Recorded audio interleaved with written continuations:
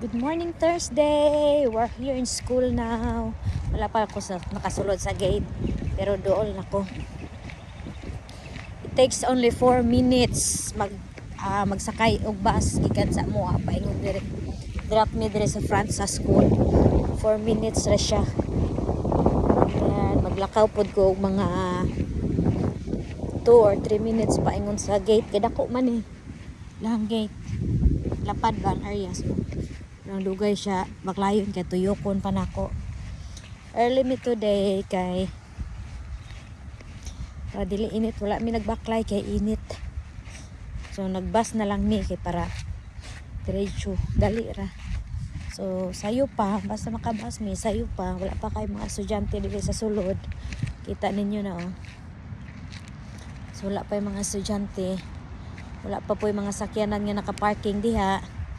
It's because some of students maabot sila kay mga 8 pa anak. 8 kay 30 pa man lang klase.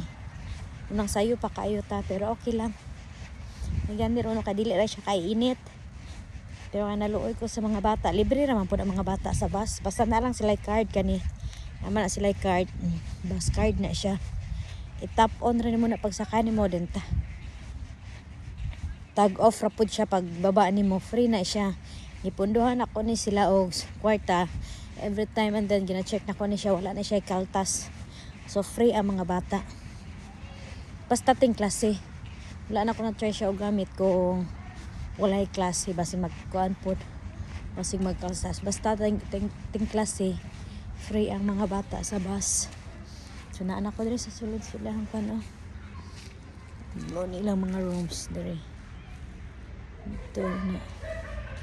Sana na ako din. May na kay. Nakamatingala ang mga tao. Ano, sige ko yaw-yaw. Kurais. O mga rooms. Mingaw pa kayo. Sige, bye-bye.